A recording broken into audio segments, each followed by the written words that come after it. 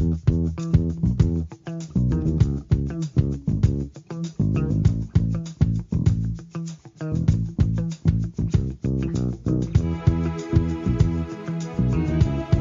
pleasant good morning to you. Welcome once again to another episode of the Carlos Brown Show.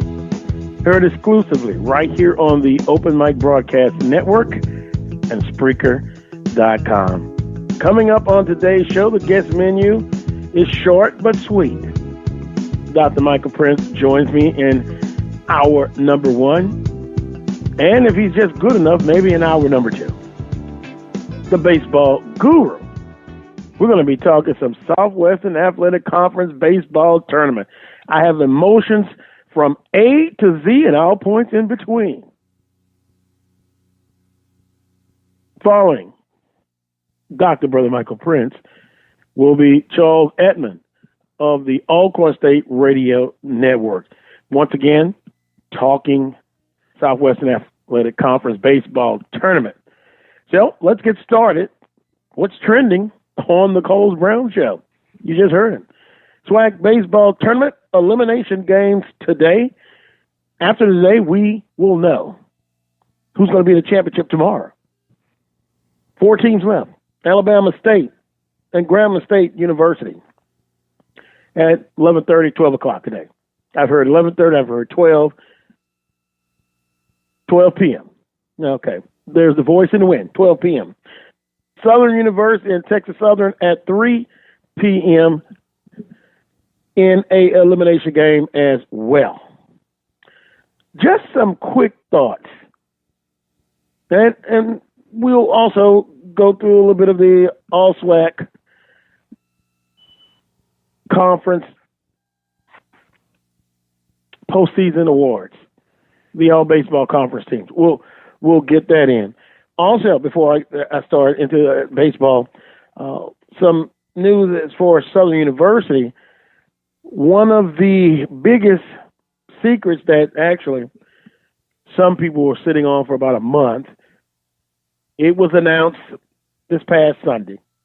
Davin Cotton, a defensive tackle from LSU, he signed with LSU, transferred to Southern University. 6'4", 280-pound defensive tackle, a 4-star player coming out of high school, Evangeline Christian in Shreveport, Louisiana, has officially joined a Southern University. Also, want to welcome Terrell Williams, a 6'5" shooting guard from Mansfield High School in Shreveport, or outside of Shreveport, Louisiana, is a member of Southern University's basketball team. But Cotton fits a need. Big-time defensive tackle, and I saw him at the spring game. I saw him when he made the initial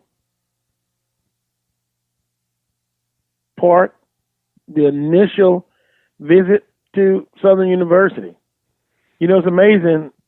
Cameras are now the new wave. Whether it's an accident, whether you're doing something you're not supposed to be doing, it could be snapped on a cell phone. So I had that picture. And, you know, you just kind of see how this thing's going to work out, and you wait till there's an official announcement, and then you go with it. So fits a need. Can we say now, Atlanta a bus? Football for Southern University, quite a few people have told me that. But another conversation for another day. This SWAC baseball tournament has been exciting.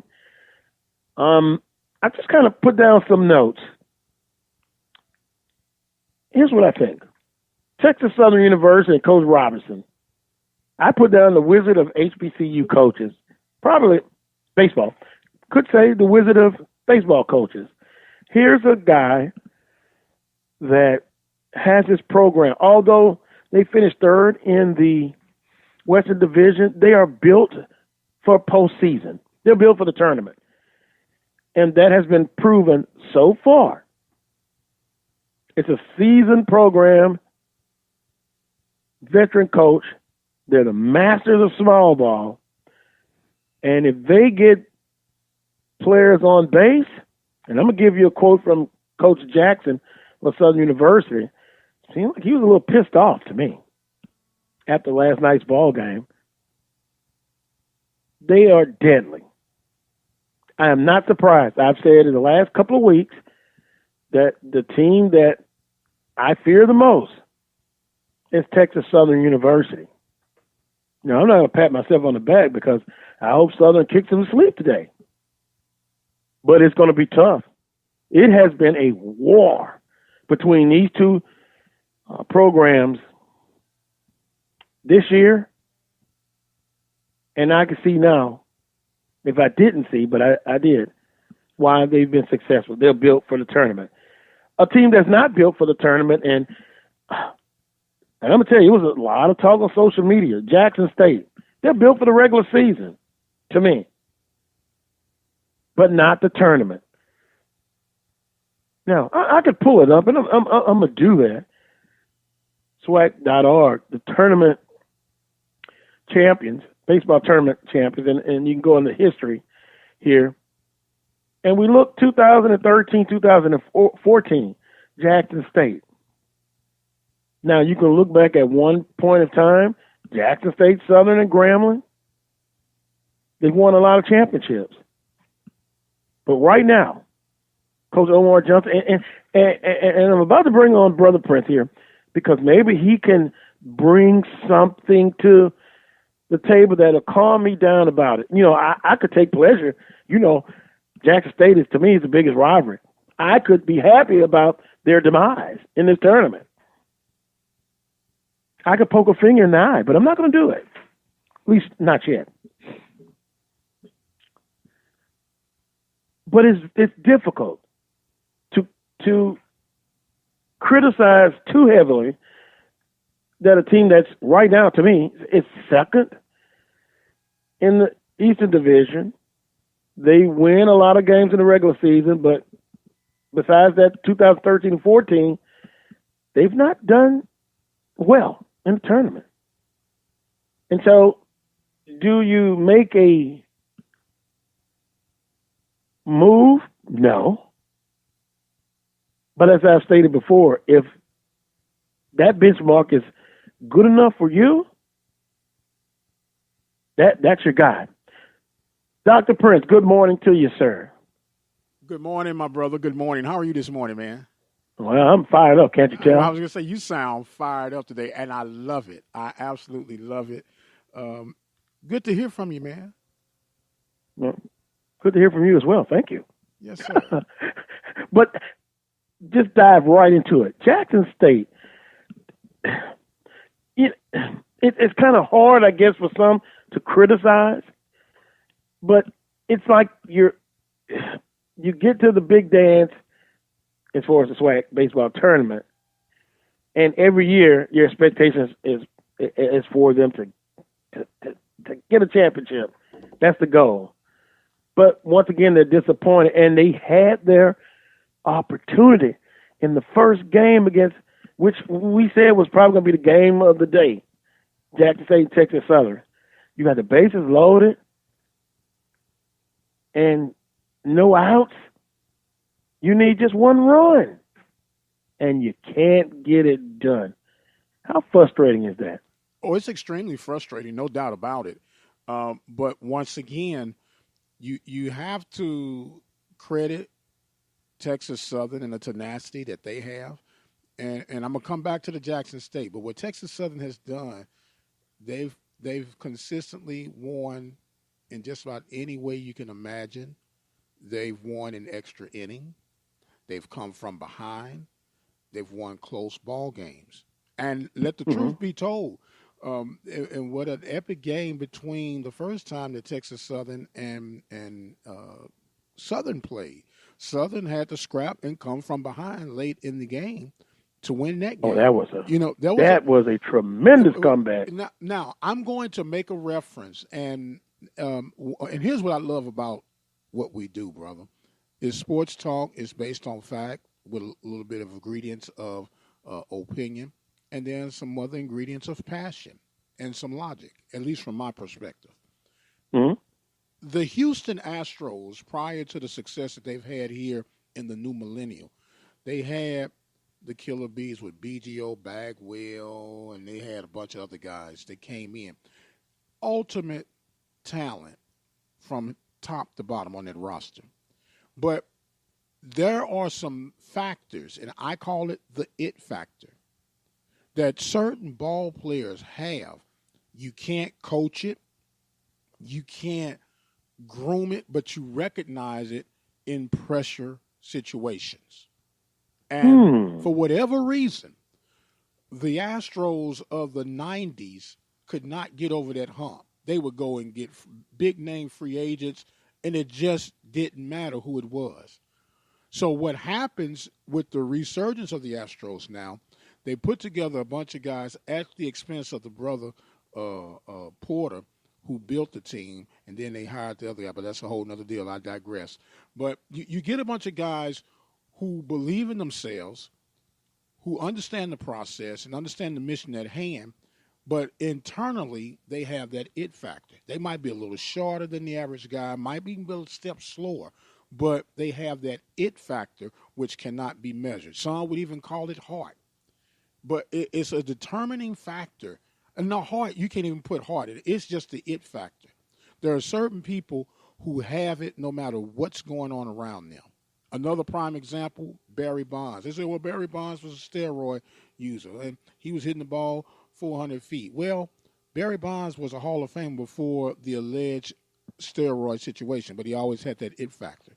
And if he did juice, okay, instead of him hitting the ball 450 feet, he probably would have hit it 350 feet. And the one thing that they don't understand, they can't measure, because no juice can do this, he had something that is that part of that it factor, the hand-eye coordination, that he could hit anything at any time at any park. And when you go back to Jackson State, Jackson State are the kings of the regular season. And with all fairness, I was critical on Grambling for the very same thing. Prior to this season, Grambling wrecked house during the regular season. But you've heard me. I've eaten my crow, and I give honor to whom honors due, respect to who respect is due. And I projected that it would be Texas Southern and Grambling playing for the SWAC baseball championship. And well, we hope you're wrong on one part of that. I know you're hoping I'm wrong, but I'm just just from the but I have to say that. Yeah, I know you have to say it, man. Bless the Southern in you. So then you begin to look, is Omar Johnson a good coach? Yes, he is. Yes, he is. Does Omar Johnson have the it factor? I don't know. And can we say that Texas Southern has the it factor? Yes, sir. And the thing about it, I remember the beginning of the season, after a couple of losses, Coach Robinson was like, "This is not a typical team. We're not going to be as good." Basically, what he was saying. But all along, I know a little bit of him. I've interviewed him before, and then talking with other former coaches and present coaches that know him, said, "Nah, we don't buy that 100%." Excuse me. He'll have that team ready for the tournament. Thus, in my opening, they are a tournament team. Now, they've had success in the regular season, but you can bet they're going to be judged on the tournament. Now, let me switch just a bit. With Southern University, and I said a couple of weeks ago on the show that I would be disappointed, but if they didn't win the tournament, I wouldn't be angry, because they're ahead of the pace, the curve. Where they are now, I thought would be a couple of years, like 2021. And they still have an opportunity, along with three other teams, to get to the championship game tomorrow. Which teams left have one, quality pitching, and quantity? We've seen, and here's another point I wanted to ask you about, Brother Prince. You have seen like Solis came in yesterday. He pitched 140 threw 140 pitches in that first game. Came in relief in the elimination game against Jackson State again. They defeated Jackson State. And then last night in that late ball game, he was able to throw some throw some pitches. Then Alabama State, up until their loss yesterday, because they won their first two games, they had only used two pitchers. Their starters went the distance. And we've seen this over the years. Because everyone knows if you get into the opposing team's bullpen, you have an advantage. I'll put it that way. So, back to the question. From what you've seen, the teams left, I think pitching and arms are at a premium now. They're pretty much going through the resources, if you get my drift. Who has the advantage, in your humble opinion, with arms pitching today? When it comes to arms, unfortunately, the best two staffs, from my opinion, one is going to eliminate each other today, and that's Texas Southern and Southern. Okay, Southern has very good bullpen help, solid bullpen help. They're almost starting by committee in the rotation. The key to getting Southern, in my opinion, is if you can get their starter out between that fourth and seventh inning, you got a very good chance of becoming victorious over Southern, because their rotation, even though they have a good pitching relief rotation, their starting pitchers have to be able to go deep in order to take the relief off of your starter. I mean, off your reliever. Your relievers are relievers for a couple of reasons. A, they might not have as many pitches. B, they might not have the stamina. And C, the mentality. The mentality of a reliever is totally different from that of a starter. So it seems like they have that on the backside of their pitching rotation.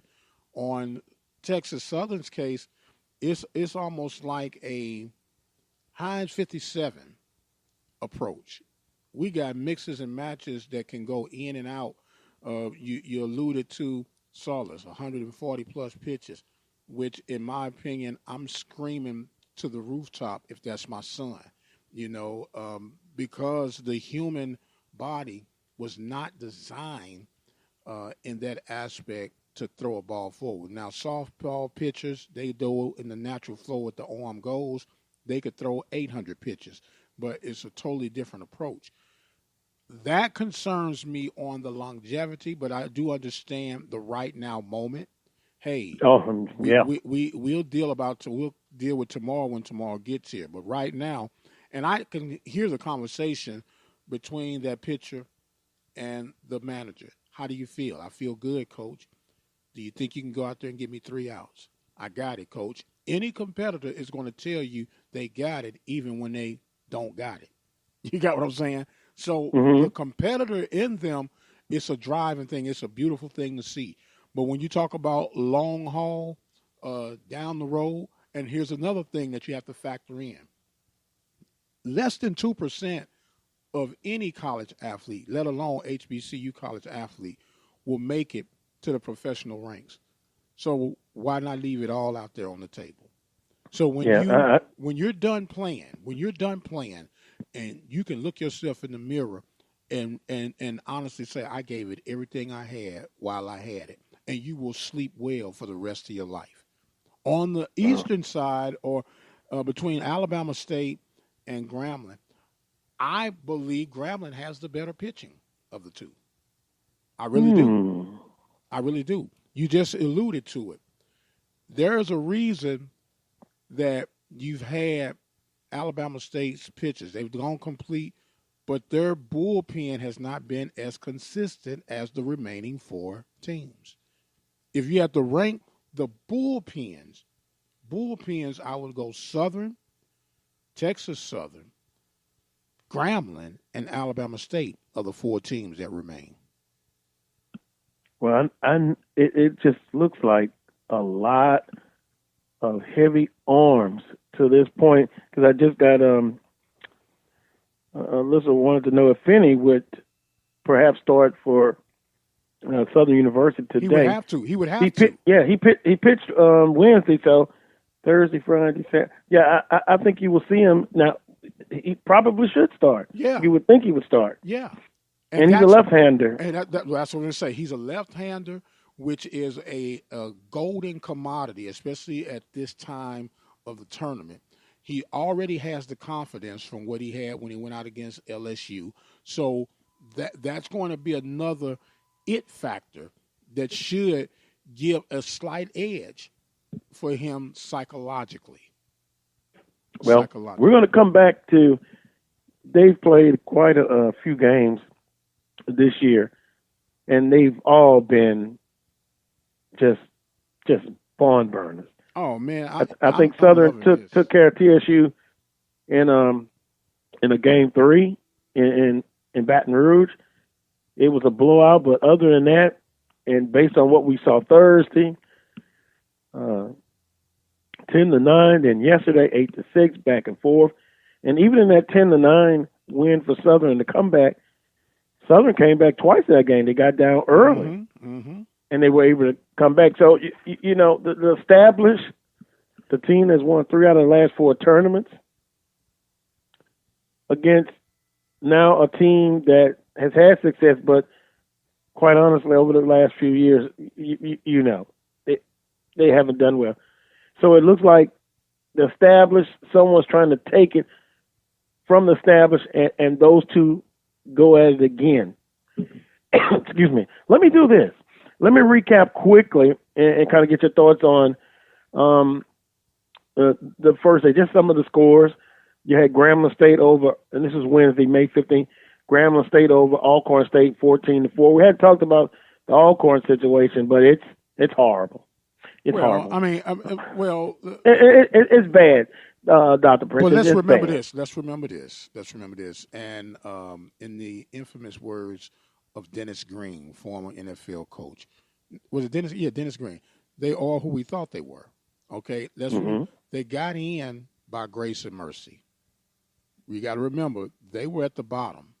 Yeah, Mississippi Valley and Alabama A&M had better seasons, but because of ineligibilities is how Alcorn got into the tournament, and it showed. It showed, and that's no diss on them. It just is what it is. You know, that's not a dog pile on the rabbit situation. Alcorn's program, they're just bad. Yeah, they're just. You saying bad, I'll say struggling. I think struggling sounds a little better. They're bad and they struggle. They struggle and they're bad. Yes, sir. Well, I mean, you know, and maybe someone would say, well, you can't be objective because you're going to think about football. No, I'm talking about baseball here. Alcorn State. We can come back to that. Besides softball and football, really, they're not doing that well, to be honest with you. Right. But that's another topic for another day. In the game of the day, and this is Wednesday, Texas Southern, number 3 in the West, over Jackson State, 5-4 and 10 innings. Jackson State, you needed 1 run, you had the base loaded, none out. Shame on you. It factor. Yeah, it was frustrating. Yeah. Number 1 East seed Alabama State over Prairie View A&M 11-4. Kind of thought that's the way it would happen, but I will say this: Prairie View didn't go home without a fight, though. And I'll leave it at that. And then in the nightcap, and see, some would say Arkansas Pine Bluff. It is what it is. They were able to come in. They also did not have a very good season. Bad. No, Struggled. Yes, sir. Just didn't get it. Southern, 11-7 over Arkansas Pine Bluff. Now, stop right there. Some may say, well, there was no motivation. No, it was motivation. You win and you move on. Arkansas Pine Bluff probably played the best that they could play all season. And a lot of that game was off of pure adrenaline, and errors by Southern University, right, right, uncharacteristically. Pure adrenaline. We have nothing to lose. We shouldn't be here. Let's go all out. Let's just let our hair down and let's just have some fun. That's all. If you're Carlos James, that's really the talk that you have with your guys before you cross the lines. Hey guys, you have to do that. As Charles Edmond would say, we're playing on house money. Let's go Yeah, out I here. thought about that term Right. when doing that game. Let's go out here and give it all we have. And they did that, and then the reality set in, and then once again, they are who we thought they were. Showed up. Because emotion only goes so far. Emotion it's can good carry to you have for 3 innings. It can carry you for the first 3 innings. Yeah, but then it's about execution, and you got to be able to do it. And then talent. Sometimes the most talented team doesn't always win. I understand, but they were who we thought they were. Arkansas Pine Bluff. Here. And so that was day one. Then Thursday, May 16th, an elimination game, Prairie View A&M over Alcorn State 4-1. Alcorn State eliminated.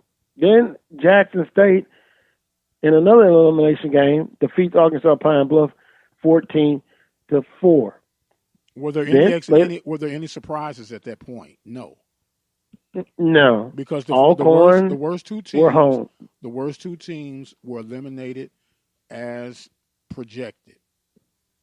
They basically were there to fill a void for the sake of having 8 teams, but whatever.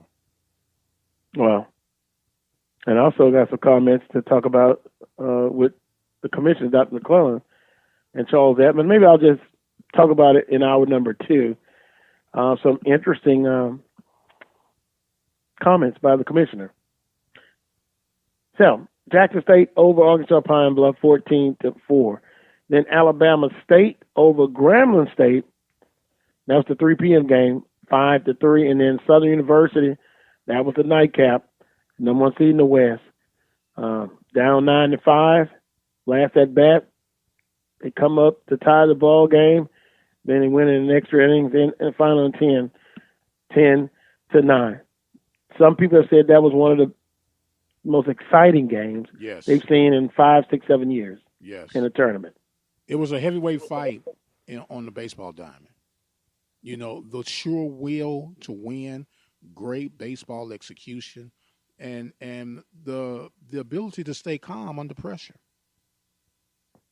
Yeah, because I'm just going to be honest. It didn't look good. Mm-hmm. A legendary broadcaster used to broadcast Southern's football games would say a saying like this: "It's not over till it ain't over till it's over." Mm-hmm. And if you have heart problems, hopefully you've taken your heart medicine. Right. It was at that point, and Southern comes back and win in dramatic fashion and sacrifice fly. But somehow you knew they would see Texas Southern again. Mm-hmm. Mm-hmm. Mm-hmm. Boy, I'm telling you, I don't want to be so emotional to say that this is kind of like, in baseball terms, Southern's arch rival. But I heard Ricky Weeks, who was there Thursday, said even when he played at Southern, it was always Texas Southern and Grambling. Some of the most toughest games that he competed with in the Southwestern Athletic Conference. So then we moved to Friday, May 17th. It was Grambling State 9, Prairie View 8. That game crushed me, and I'll tell you why. All right, talking. Let's get it out of your system. Go ahead. What can Brown do for you? I'm laying on the couch, Dr. Brown. To give up a 6-1 lead, Prairie View got out in front 6-1, and the wheels just fell off. That's hard to swallow. And from a fan perspective, from a talk show host perspective, from a baseball analyst perspective, once again, people say, "Oh, this is being critical," but Prairie View had not won a game of significance over any winning program. Over any winning program. The two series that they won were over Arkansas Pine Bluff. Okay, we know they are who we thought they were. And when it came time to play teams of quality, they struggled to get over that hump. And that not just this season, but for the past 4 seasons. Well, after this is all said and done and their season is over with, maybe in the next week or two we'll see what the future of Prairie View A&M baseball holds. Well, some are. I don't know. Based on the tournament performance, maybe there's life after all. How is it based on the tournament performance that there's life? You beat one of the worst teams in the conference, and you lost to teams of quality. No, I'm not saying that. I'm being facetious. Oh, okay. I've already stated what I thought would happen from the outside looking in. Well, and here's the thing. Once again, about what we do. You read the comments and hear the feedback, and a perspective of a fan is my team's gonna go undefeated. I don't care who it is. I don't care how bad we are. We're going undefeated. We're gonna win this. We're gonna win that one, and that's okay. You're entitled to that, but don't treat people as a Benedict Arnold when they have the abilities to logically dissect what is and what's not. And you just present the facts as they are based on a little bit of opinion and experience, then man, I've never seen so many people hate, fair weather. It's not being fair weather. If you suck, you suck. And constructive criticism is a good thing. Yeah, I don't care. I mean, look at the Cleveland. Take the emotion out of it. You look at the body of work. I would look at, okay, when he was hired, and let's see if there's progress. Let's look at the rest. I know it's not just one factor. And at the end of the day, the director of athletics has to make a decision that he will be held responsible for. That's what I'm saying. This is not a fan's decision. This is an athletic director's decision. And we'll just lay the facts out. And I'll ask you this. If you're my AD, and my career record is 62 wins, 144 losses, and against my top rival, I'm 2-19. What do you do to me, boss? If I'm director of athletics, I would thank him for his service. I appreciate trying to get from point A to point B, and I've already laid out, several benchmarks. And then we would go, well, that's a famous term, we'll go in another direction. Now hit the pause button. I would look to make a change. Hit the pause button right there. Just the way you selectively laid out your dialogue just there. I guarantee you by the time this show is over with and by Monday morning, someone will say that Dr. Prince, in particular, and Carlos Brown suggested that Antoine Riggins get fired. I guarantee you someone's going to say that. And I'm used to it. I know. You got to have thick skin. I'm used to it. But what I'm saying is we're just talking logics, just basic logics. If the object is to win games, we know that. We know the object is to graduate students. But they are student athletes. They're student athletes. So we got to win twice. We got to win in the classroom. We got to win on whatever sport you're playing. We just happen to be talking about baseball at this moment. But you have to have, if I'm making 30s on my exams, I will not be a student athlete for long. I will not be a student for long because 30s are failing. 30s are not acceptable. 30s are an illusion that you are a student. You're not a student at 30. You're just taking up space at 30%. Well, we'll see what happens. Also, Alcorn State, and again from the outside looking in, it's been a tough situation there. And And that's another thing. When you talk about Alcorn, they have 11.7 scholarships, so that is considered fully funded. Now, what their overall budget is, I don't have privy to that information, but it's not a good return on their investment. It's not a good those are return. two, right? And those just two programs. I'll put it this way: that you'll look and see if there will be some uh, transactions, Right. And then going forward. you have Valley and Pine Bluff. Two programs that underachieved as well, but they don't even have nearly the money invested in the two programs that we just mentioned. Yeah, interesting point. Just my, without having the numbers to look at and the budget, just my gut feelings. I think in those two situations there may be a little more time provided. There is some wiggle room. There is some wiggle But room. yeah, but I could be wrong. Um, but trust me, I think particularly in the UAPB situation, and I know Coach James to death. They're getting some facility upgrades with the baseball stadium.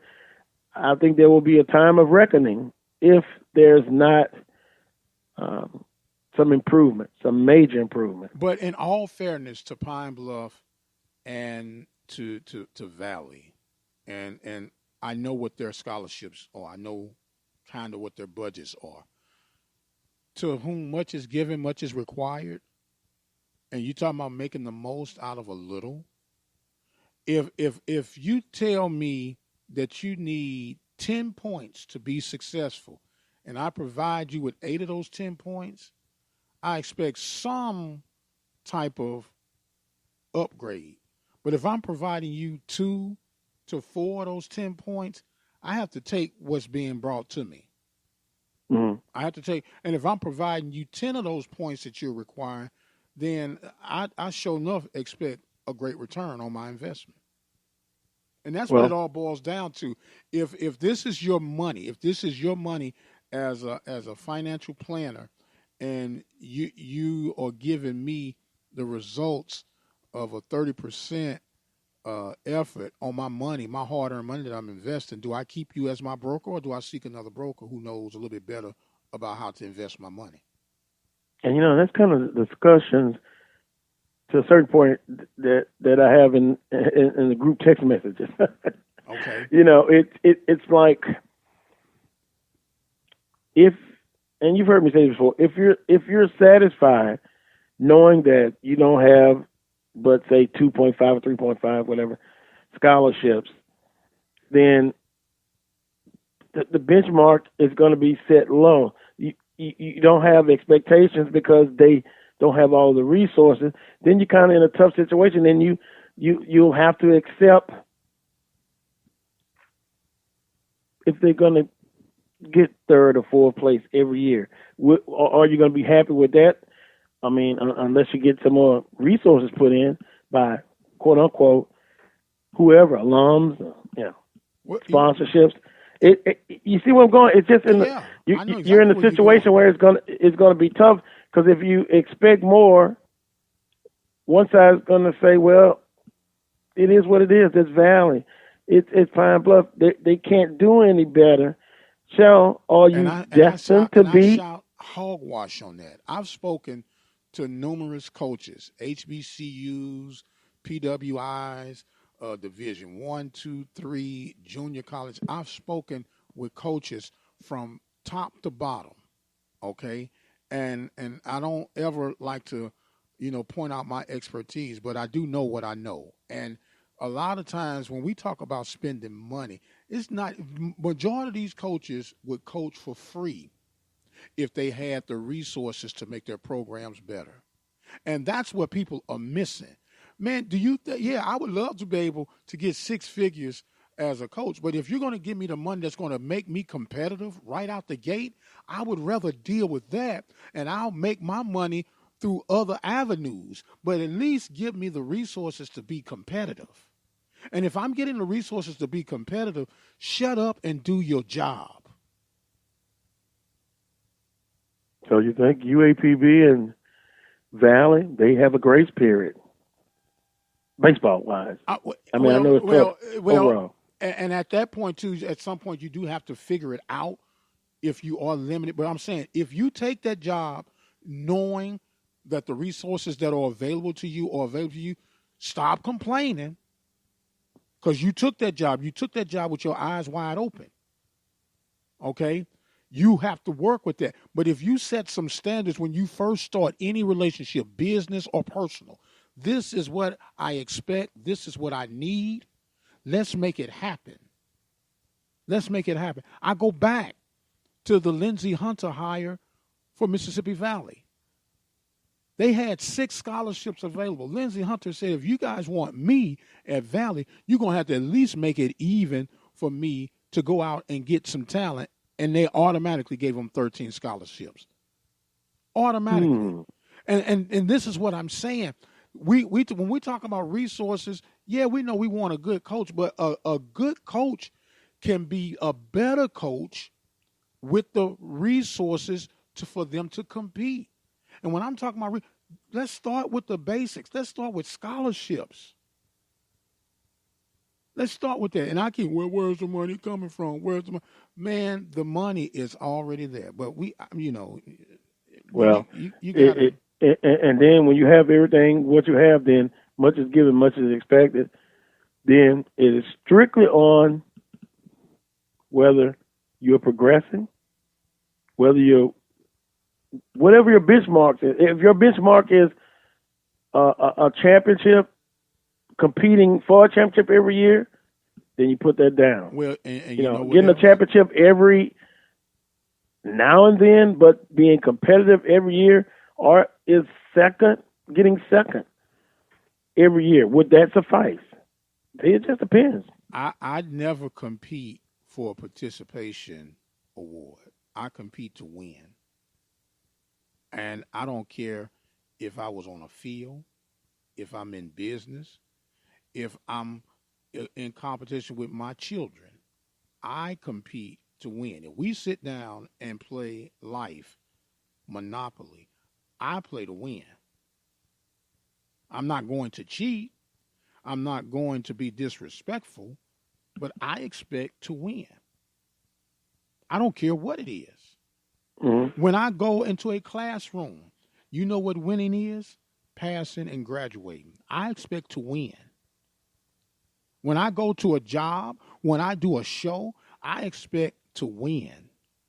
And if I'm expecting to win on myself, if you're going to be in my circle, if you're going to be in my list of groups, I expect you to give it all that you have too. And there comes a reality, if you've given it your all and your all ain't cutting it, then you need to go do something else.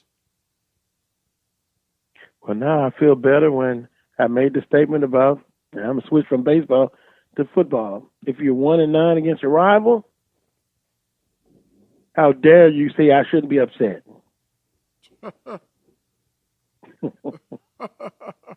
Hear ye, hear ye. On that note, what was that, Friday, May 17th? See, man, you got me all over the place. I'm sorry. Well, Grambling State over Alabama State 15-9, and that was shocking to a lot of people because Grambling State had already played that day in a tough one against Prairie View A&M. So now Alabama State wins. They're in the championship Sunday. They still could get there. But then Grambling say, wait a minute, not just yet. You got to play one more game. And then the nightcap, which, boy, look, I tried to hang in there, but after midnight, that was it. Texas Southern defeated Southern 8-6 to set up today's game, 12 p.m. Alabama State, number 1 in the East, against the number 2 seed in the West, Grambling State, at 12 p.m. And then number 1 seed in the West, Southern, versus the number 3 seed in the West, Texas Southern, at 3 p.m. So you're going to have some baseball today on the Saturday. Usually they say if necessary on the Saturday.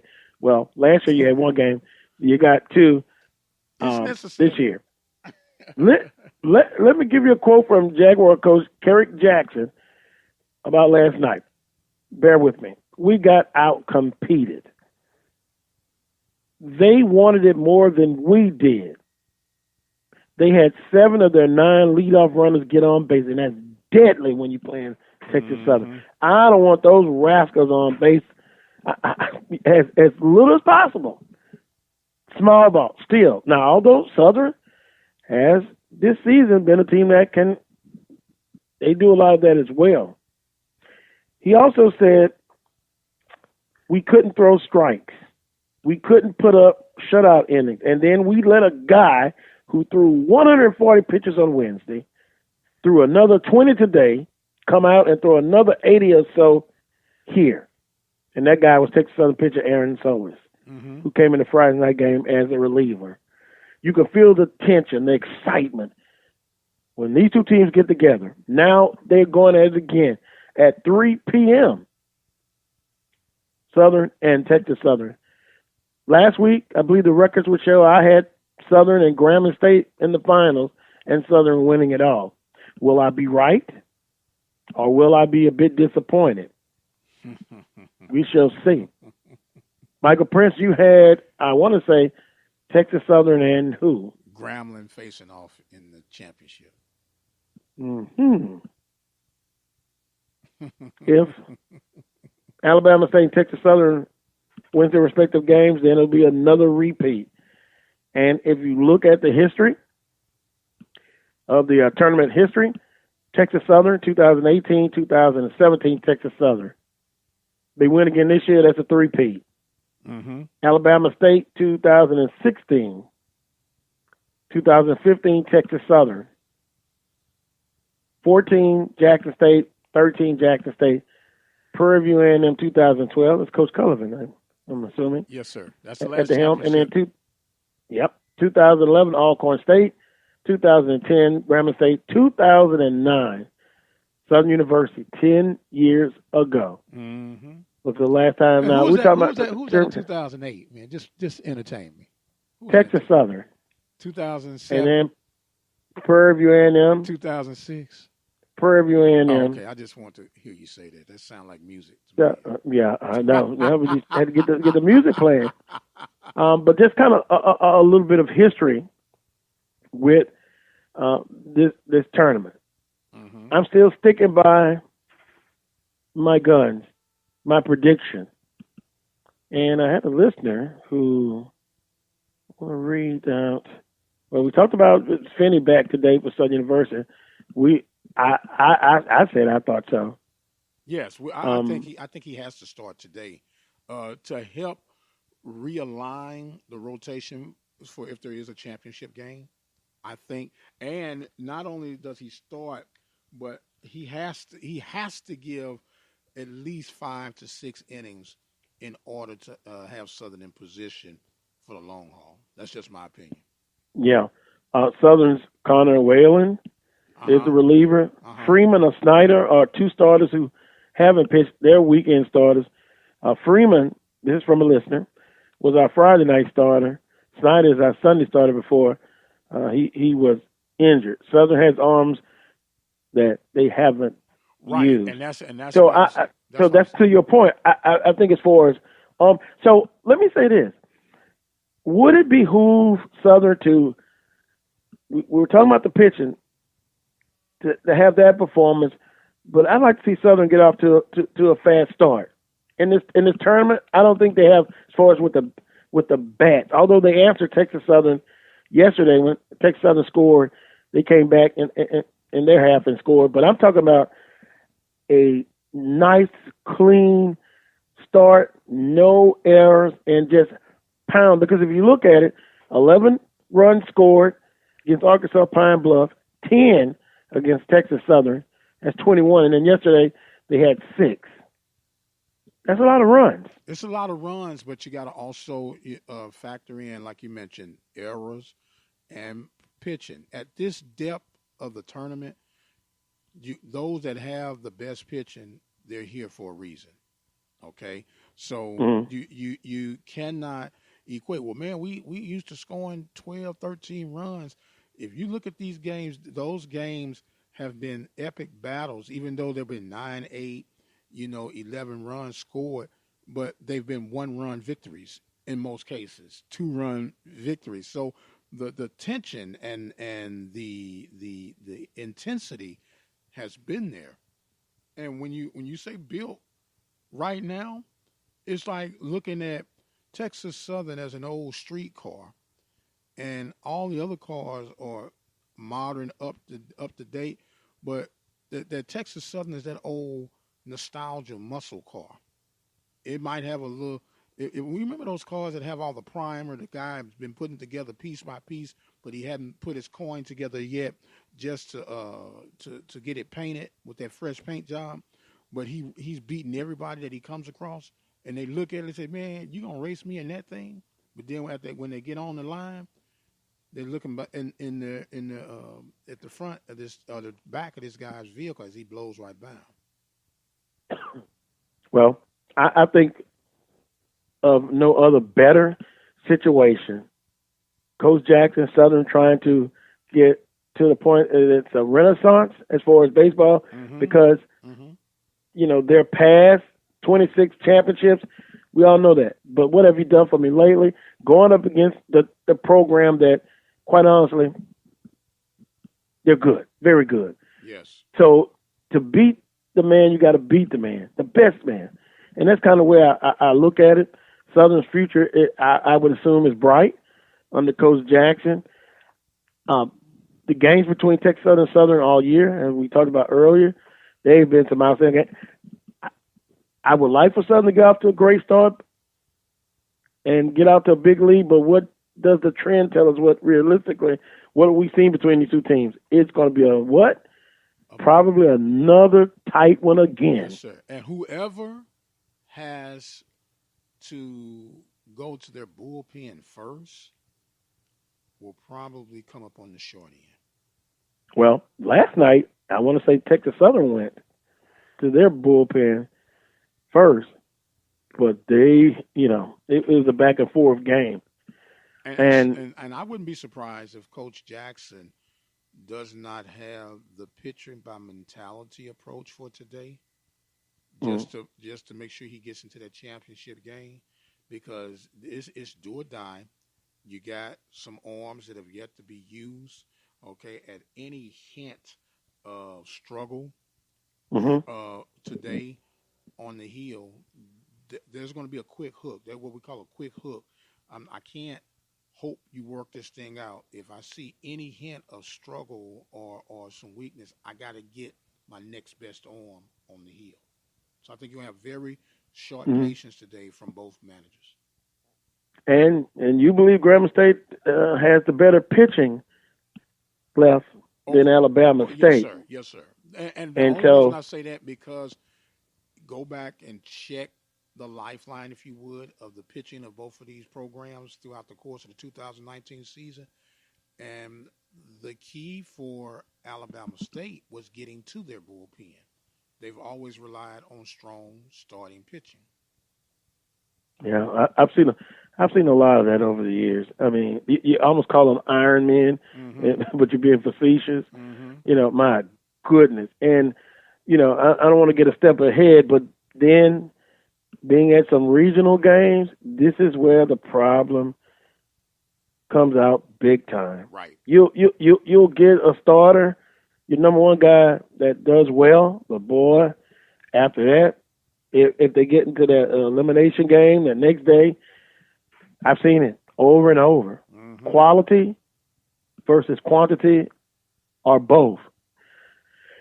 Speaking of quality and quantity, I won't read the All-SWAC First baseball team, but you can go to SWAC.org and look at it. But the highlights of this, and bear with me, co-player of the year, Tyler Laporte from Southern University, and Yamil Pagan of Alabama State. I hope I'm pronouncing that That's right.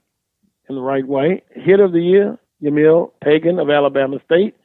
Pitcher of the year, Darren Kelly, Alabama State. Relief pitcher of the year, Connor Whalen, who's up for some more awards. Somehow you may see him today and tomorrow. Tomorrow meaning they're in the championship. If not, if you don't see him tomorrow, then you know what happens. But he is the real deal. Newcomer of the year, Equan Smith, Jackson State. Freshman of the year, Ricardo Rivera, Alabama State. Coach of the year, Carrick Jackson, Southern University. And if you look at the first team, dominated by Southern, Alabama State.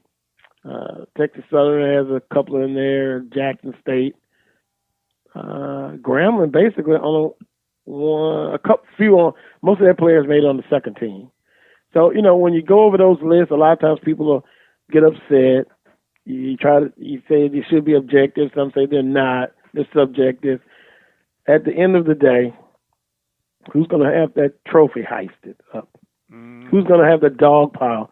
And let me tell you this: that game. Sunday, the championship, will be at 11:30 a.m.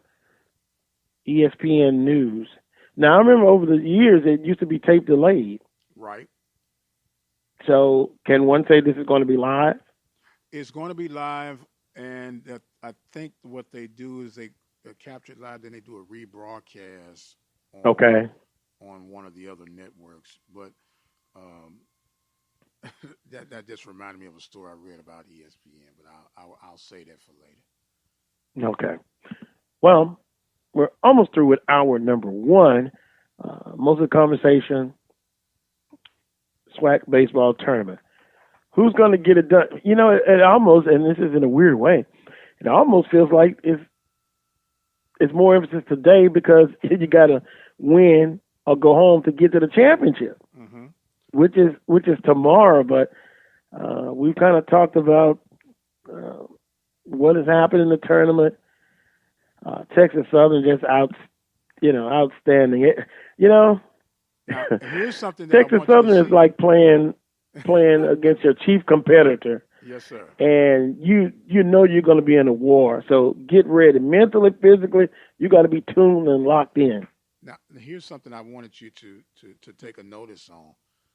This season, the double elimination is in effect because everybody has one loss. So when you get to the championship game, winner takes all. Hypothetically speaking, if Alabama State or Southern was able to get through undefeated and say it was Alabama State facing off against Texas Southern, Texas Southern wins one game, Alabama State's done. That's not fair to the season and the haul they would have had to go. But it's worked out this season. Whoever gets there will have one loss from either side. Then we can have the dust settle. Well, if I'm not mistaken, and somebody correct me, you, somebody else, I do remember, and I'm not going to go on this diatribe about 6 teams, but it was 16 tournament. It truly was a double elimination. And I want to say things changed before the championship going to one winner takes all for television. Yeah, that was it. That was the reason. Yeah. And so, hey, and there's been conversation. And the commissioner basically said, and we'll let Charles give us totally what he said in the interview, but he basically said, he said tournament championships, it's all about the money. Show me the Benjamins. And whatever the coaches want, they're going to try to accommodate. So there was some conversation about maybe changing the times in the format. I still think it's going to be 8 teams, but I could be wrong. Where's it going to be? It's just going to be some and people have told me, come out, make the decision, and do it quickly, and then let's move forward. So, true double elimination. Oh, and by the way, congratulations to Alabama State softball. Yes, sir. Tournament champions. Yes, sir. They had a rough bout of it. They lost their first regional game against Alabama And Oh, yeah, that's tough. yeah, that's tough. And they're playing again today, I believe, to try to avoid elimination. Yeah. Well, hopefully things will work out for them. At least see if they can get one victory. A lot of times, a lot of instances, it's 0-2 in barbecue. Yes, sir. It's a tough situation. Well, on that note, top of the hour break coming up here on this week's edition of the Carlos Brown Show. When I come back, I think he's going to be traveling, but we're going to hook up with Charles Edmond of the Alcorn State Radio Network. And by the way, I don't think there's no streaming of the games today as far as on the SWAC Digital Network. I'll let Charles Edmond explain that for you. And also, I want to thank BamaStateSports.com. Sidearm stats, I mean, that was a lifeblood for me. At work, and you just pull it up. You kind of, if you don't have Wi-Fi, you got to burn a little bit, but where you at. But that was a good way to keep up with everything that was going on. Yes, so I just want to throw a little shout out to them. They're doing it for every game. So, and I want to say Southern probably will have audio of the game today. I've got a chance to listen to Christopher Jones on the broadcast, a couple of games, that Thursday night game. So one way or the other, technology is great. You can kind of keep up with your teams, what's going on. Top of the hour break, you're listening to the Carlos Brown Show on the Open Mic Broadcast Network and Spreaker.com. The birth of legends are storied in this conference. We must never forget our rich history. We now turn our gaze to the future. The new legends will emerge. New heroes to arise. The Southwestern Athletic Conference. Be our history. Hello, this is Lonzo Hardy, Vice President of the SWAC Alumni Association. The SWAC Alumni Association is an organization founded in 1999 with the goal of enhancing the great legacy of excellence in the SWAC as well as preserving the athletic heritage of the SWAC. Its membership is open to former athletes as well as current and former coaches, assistant coaches, athletic administrators, referees, employees of conference member institutions, as well as fans of SWAC sports. Individuals interested in gaining membership can contact the organization's president, Roscoe Nance, at 509 Worcester Street in Herndon, Virginia, 20170. Annually, the SWAC Alumni Association holds a Legends Award in which Lifetime Achievement Awards are presented. Occasionally, a legend of the conference is honored in a roast, and annually one or two former student athletes are presented degree completion scholarship awards. Contact the organization's president, Roscoe Nance, at 509 Worcester Street in Herndon, Virginia, 20170.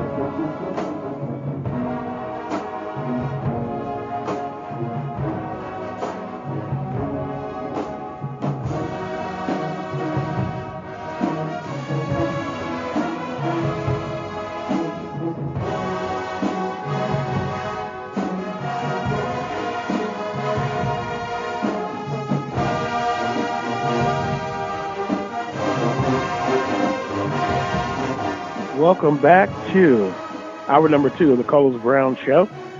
Heard exclusively right here on the Open Mic Broadcast Network and Spreaker.com. Music to my ears, the Human Jukebox. Southern University Band. After a while, very shortly, you'll be in the mood for football. SWAC Football Media Day. But my next guest, we were talking about Iron Arms. Maybe we need to say the Iron Man. Not of the Avengers, but Charles Edmond of the Alcorn State Radio Network. Good morning to you, Charles. Hey, Carlos. Good morning to you. Oh, Charles, you sound like you've worked 24 hours straight. Yep, this was a first. I've done 3 games in one day. That's been a while ago. And I was telling James Barrett yesterday, it's the first time I've done 4 games in one day. He said it's nothing for him. I think he said he's done as many as 7 or 8 in a day. He's Iron Man himself, really. Yeah, and it's, they were long games. I mean, the first game, the first elimination game ran 30 minutes over, and then it was all downhill after that. And you can expect that. Lack of arms, a lot of offense, a lot of slow play. And so, here we are. I mean, a lot of people didn't expect baseball today. Not only going to get 1 game, but you're going to get 2 games today as Texas Southern State, Alive, and Grambling. So you're going to get 2 games for the price of 1, and I think the SWAC's going to max out. I mean, all the games are going to get played. Last year, I think it was a couple of games last year, and in years past, there's been no baseball on Saturday. Now you're going to get a couple. So the SWAC's definitely going to get their money's worth. Yeah, I had a question early on about the weather. I know it's going to be some very bad weather, basically from south of Canada all the way down to the Gulf of Mexico. But I think maybe for tomorrow is where you have 80% chance of rain, at least in Baton Rouge. I'll see if I can look it up for New Orleans. But a chance of rain today, I believe. I thought I saw in the weather report. But it was partly sunny up until about an hour ago, and now it's partly cloudy. So I think as the afternoon rolls on, there's a chance of rain. And with 2 games, I think it's going to be 1 and 12 and 3. I think with the 2 games today. So we hadn't dealt with weather up until today. It's been humid, hot. Weather wasn't a factor, but the next couple of days may be a different story. Yeah, I was listening to the broadcast on the SDN network, and it was funny. You were saying it was humid, and James Barrett is like, "Oh, this is nothing." But I'm thinking, well, Charles is a native. He's been in this area a good while, but Charles, believe it or not, it's actually humidity has not been bad as it's going to get. But I can understand. You made the point. You can see perspiration on the players' uniform. So, and I want to say New Orleans is very humid, a little bit more than Baton Rouge. So yeah, it was kind of uncomfortable at times, even though you had the breeze off the lake. But you can clearly see that the heat off the carpet. I mean, it's artificial turf at Wesley Barrow Stadium. So even, I was on the field like at 8 o'clock, 8:15 in the morning each day. And you could feel it getting warm even at that hour. Yeah. So you could definitely tell that the heat and humidity just definitely, was in full effect. There was a breeze from time to time to kind of make it tolerable, but in the heat of the day, 12, 1, 2, 3 o'clock, it was pretty tough at times. Visiting with Charles Edmond of the Alcorn State Radio Network. Can you clear up? Some on social media were saying that you can watch the games they're going to be streaming today. I said no, but I want to confirm it from you. No streaming of the games today, correct? No streaming of the games today. Talked with a SWAC official about an hour ago just to make sure. I know there's probably some chatter about maybe having the games on, and I think some people probably would like to have that, especially with 2 games today. But I was told that that won't be the case. Now, maybe going forward it will, but the plan was to do 4 games yesterday, and then they're kind of sticking with the plan. Yeah. Well, got a chance to listen and watch. I thought you guys did a great job. I enjoyed watching it and listening, so I want to put that to you. Now, to the tournament itself, me and Dr. Prince kind of threw around some notes, our thoughts on this tournament so far, and I just kind of want to get your thoughts and see if you agree, disagree on, or add to the discussion what we were talking about in our number one. That being, this TSU team, Texas Southern, Coach Robinson, they're built for the tournament. They are as tough as nails, and he's a crafty, seasoned veteran coach. And TSU, you're gonna go to war with them. You agree with that? Oh, absolutely. Somebody in the stands the other day referred to Coach Rob as Magic Mike. Oh, my Magic goodness. Mike Rob. Yeah. Oh, yeah. Go ahead there. Yeah. And I mean, you can just see that in the tournament, it's all about the small adjustments. In the tournament, it's all about the small moves. I mean, think about it like this. Yesterday, he had 2 pitchers, 2 of his top pitchers, throw a total of 300 pitches. Goodness. Yeah. Throughout the tournament. One kid yesterday threw 150. Previous day, his 2 starters threw 140. Came back in yesterday and threw again. Now, I've been told that TSU doesn't have the depth that they've had in the past as far as pitchers. Some players left the program, which impacted the depth in his pitching rotation.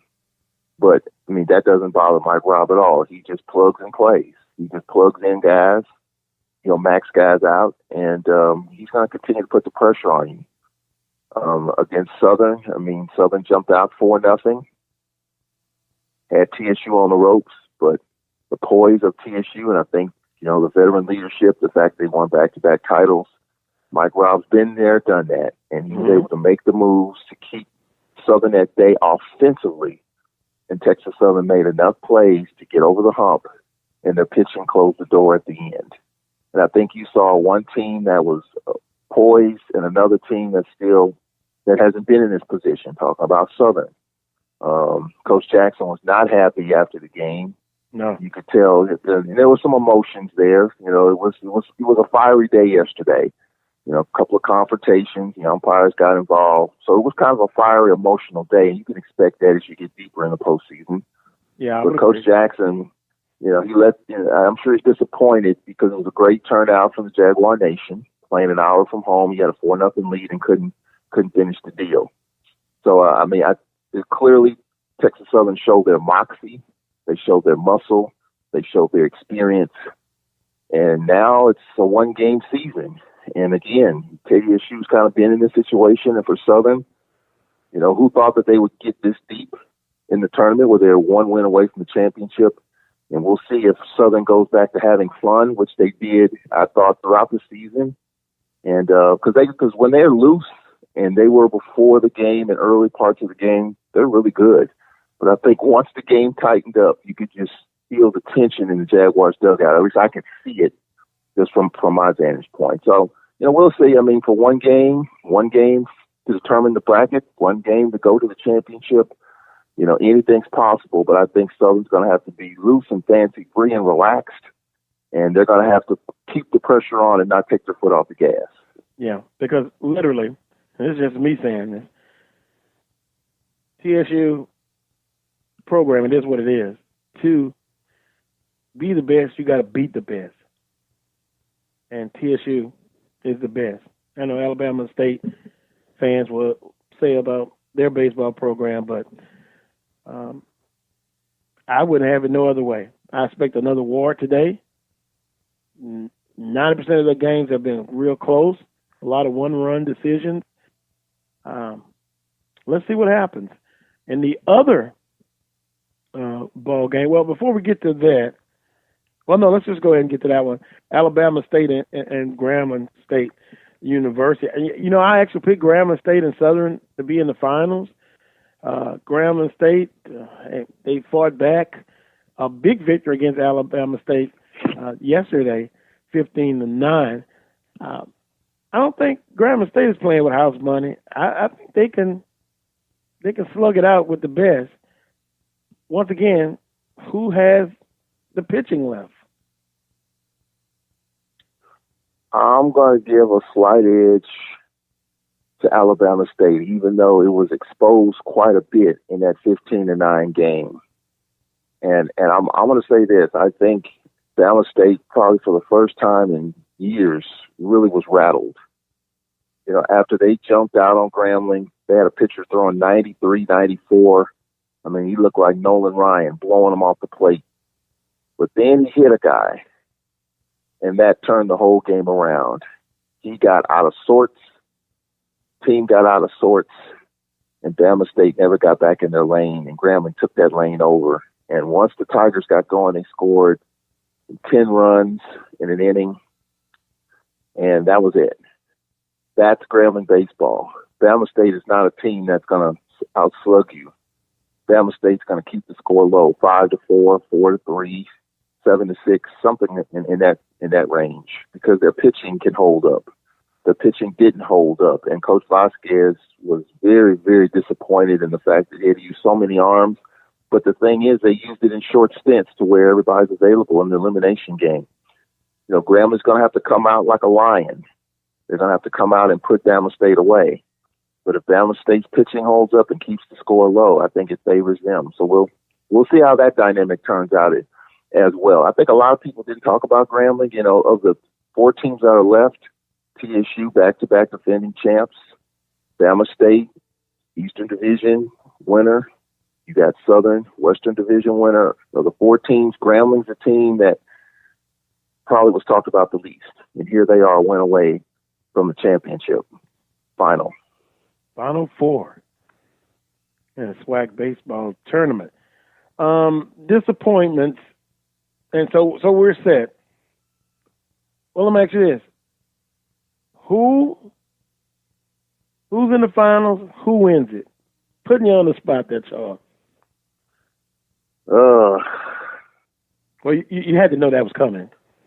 Oh yeah, you've been knowing me for a long time. You know that was coming. It wasn't my famous knuckle curve. Yeah. Texas Southern is very fortunate. You know, they blew a 4-run lead. And I can't remember a Mike Robb coached team, whether he was at Prairie or Texas Southern, in which they blew a lead like that late. I'm going to go with Southern University today. Even though Texas Southern's battle tested, I just don't see the pitching, the depth. I think if the score is low, I think TSU has a shot. But if the Jaguars come out, Yeah, you're saying it favors, if it's a low scoring, it favors TSU? Yeah, correct, right. If it's a low scoring game, I think it favors TSU. If Southern does what they did yesterday against TSU and stay with it, I think Southern wins the game. Mike Robb is really putting a lot on his pitching, a lot of miles, on 2 arms basically, but I think he's really mixing and matching, trying to relieve some guys. I think Southern University bounces back. I'm going to go with Southern in that bracket, and Bama State, Grambling. I think Bama State, I'm going to go with Bama State. I think Grambling's going to play tough as nails, but I think that at the end of the day, Grambling scored 15 runs yesterday. I think it's going to be probably half that today. I think it's going to be a low-scoring game, and if it's a low-scoring game, it's going to favor Bama State. So I'm going to go with Southern and Bama State, the bracket, the division leaders, the 1 seeds, to meet up in the finals tomorrow. Well, that's a prediction from Charles Ettman of the Alcorn State Radio Network. And did you say who was going to win it all? Or are you just satisfied? I did make my final prediction. Bama State was knocked out on Saturday last year. Of course, Southern wasn't there.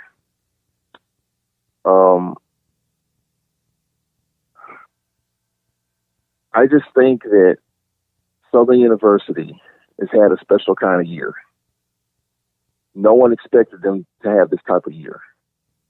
Yesterday, they tensed up. They had the 4-0 lead.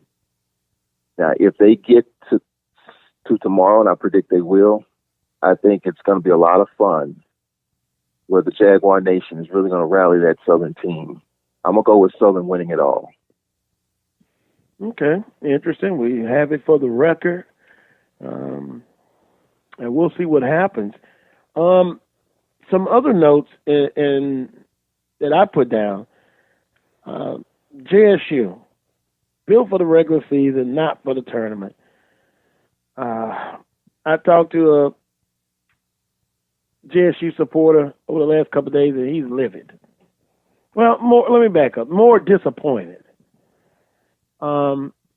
He basically said, another 30-win season, albeit some questionable out-of-conference wins, but can't beat TSU.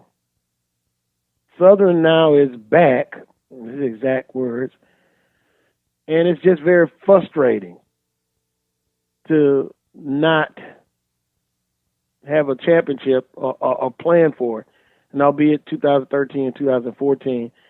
And it's like you get to the door, but you can't kick it in. How frustrating you think it is for JSU alums that they just had been? Dr. Prince said the it factor. They don't have it for the tournament, albeit they had TSU twice and couldn't get it done. That's frustrating. Yeah, I mean, I really thought Jackson State would make a deeper run. But again, I mean, I think, and I spent a lot of time with Omar Johnson this week, probably more than I've ever spent. Matter of fact, I took Omar Johnson and Coach Brett, our coach, to the coaches meeting the other day, and we just had a long talk back and forth about his team, and I was just kind of sharing what I thought was Jackson State baseball, and he confirmed it, that they want to put a lot of pressure on you at the plate, beat you in a submission and let the pitchers work. Well, that didn't happen. Jackson State's pitching just didn't get it done. And I think TSU has found a way to slow down JSU at the plate. And you're right. I mean, it is frustrating. I mean, JSU did everything except win the division and except make a deep run in the tournament. They won 15 in a row, the hottest team in the country at the time. They beat Kansas. I mean, so you felt like they're built to do something special in the tournament, and it just didn't happen. And now you look at the conference now, and you brought up the point, Southern University may be back. I do think Alabama A&M is going to be improved. I don't think they're going to be eligible for a tournament next year either, but I think they're going to be improved. And I think Omar Johnson has to find a way to get more arms. He's got the bats to score with any team in America, but he just, other than his starters or maybe one guy out of the pen, he needs to get more arms. And if he does that, I think he'll have a chance. Because he's always going to get bats. He's always going to get kids that are going to swing the bat, that are going to score runs. But it's all about pitching. And you've got to be able to slow teams down. And Jackson State has not been able to do that. And they've made some careless mistakes in the field as well. Misplay on fly balls. That opens the door for innings. That frustrates the pitchers. Omar Johnson had to go out a couple of times to settle the pitcher down because the defense behind him faltered. He's got to get some more arms if he's going to make a deep run with the way the conference is designed right now. And I think he's got to get more pitching at Jackson State is going to be a big factor come postseason. I think the regular season will take care of itself, but the postseason is where people are talking about. In Jackson State, they won back-to-back titles, but I think the momentum from that is about gone. I mean, you win back-to-back titles, you've done something, but to falter in the tournament, that all that momentum disappears quickly. So Jackson State's got to get back on the hump. They got to go out and recruit and get more pitching. And I think if he does that, I think he'll be fine. But if not, JS is going to be another ho-hum year, tussling with Bama State, and then one of the first three teams out of the tournament. That's just, I think that is kind of unacceptable for JSU fans because they expect so much more because the Tigers have had the talent to probably win the whole thing the last 10 years. But it just hasn't happened that way. Well, we've talked about Jackson State. Quite honestly, UAPB, they had a tough year. Alcorn State, my goodness. Charles, it's tough on the reservation as far as baseball-wise, and I've heard from a few Alcorn State fans. I guess they like to know that I'll listen to their concerns and, be a sounding board for them, where they're just not happy. And I understand you can't win a championship every year, but you want to compete, and you want to say, I'm in the conversation, I'm in the hunt. I may not have won it, but at least I'm competing, and that's what I'm striving for. I think there's going to be some moves eventually, but maybe not at Alcorn this year, but some places it's definitely a warning shot has been fired. Yeah, it has been frustrating. I mean, in this tournament, for example, first game against Graham, we walked 14. I mean, it doesn't matter who you play. You're not going to beat any team anywhere at any level walking 14 batters in a game. It's just not going to happen. And then, in the second game, we left some runners on and just one big inning, a 3-run inning, and that's kind of been the story for us this year. One bad inning cost us, and just not being able to pick ourselves up off the deck. So it's been disappointing the last couple of years because Brett Richardson told me at the beginning of the year he felt like he had a championship ball club. Those were his exact words. He told me that in August with fall ball. He said, he said he felt like he had a championship ball club on his hands. We had some attrition. We had some injuries early. Our best hitter dislocated his finger, missed 7 weeks, and that kind of took some pop out of the lineup. But he really felt pretty good about the team, and we played well at times, but we never got the consistency. And what you saw in the tournament was kind of a microcosm of the season, just not putting 1 and 1 together to make 2, maybe 1.5, but we couldn't put the 1 and 1 together to make 2 or 3 or 4. That didn't happen. So, unfortunately, an early out, we had 5 seniors, so he's going to have to retrench, recruit, and try to get back on the horse again next year. Well, it's going to be interesting to see what happens. The programs that have, kind of had a down year this year and the last couple of years, let's see if they'll be able to change that momentum and go in a different direction, one where they're much more successful. Visiting with Charles Edmond of the Alcorn State Radio Network, giving his thoughts on the 2019 SWAC baseball tournament. I want to change the conversation a little bit now. I got a chance to hear you talk with the commissioner, and as always, during a baseball game, you get a chance to talk to some of the dignitaries, and they always have something interesting to say. You can find bits and pieces of some interesting, juicy information. And one being, we could talk about the media summit. I heard him mentioning that. But tell us what his overall thoughts were at that point of the SWAC baseball tournament. One of the things that the commissioner talked about, not only this week, but I was in the softball coaches meetings. The commissioner is going to leave the decisions, venue, format, brackets, all that up to the coaches. Mm-hmm. He's not gonna meddle into that too much. He's gonna let it flow up the flagpole, if you will. Let the coaches hash it out, and take it to the ADs and presidents. And you might interject in terms of some subtle suggestions, but I think if the plan is laid out appropriately, he's gonna go with it. So I think as far as the tournament in New Orleans, Of course, he brought in Roger Cador as a consultant to look at the feasibility of trying to build the tournament, because what he did say is that if it doesn't make money, it doesn't make sense. Yeah. So he brought Roger Cador on board to see the feasibility of keeping it in New Orleans. And I guess he's using Coach Cador. He's got connections, business connections, and otherwise. I talked to Coach Cador, too. He's been here the whole week. Yeah. He feels like he can get the New Orleans Sports Foundation involved to help the conference, to help get sponsorship to where the conference can make money off of it in New Orleans if it's going to stay in New Orleans. The sense that I get from the commissioner and other folks is that for right now, the tournament is going to be in New Orleans. Now, he did say that there's some proposals out there, some IFPs. So I'm sure some other cities are going to try to, put in the bid. But again, it's about the conference making money. And he talked about, for example, softball. He says wherever the softball tournament is, it has $1.5 million economic impact. So what he's saying is that, look, if we're bringing $1.5 million to your city, then you should be able to pay the SWAC to have the tournament at your city. So that's kind of the way he's looking at it. Now, I'm sure baseball has a little bit bigger impact. You got bigger rosters and all of that. So I think right now, for where it is, I think the tournament for the short term is going to stay where it is in New Orleans. The commissioner did mention some concerns about the facility, and I'll just say that down in this part of the country, you get rain. We've been lucky, or maybe our luck will run out today. But I've seen that field get drenched, heavy rain, and in 20 minutes, 25 minutes, you're playing baseball again.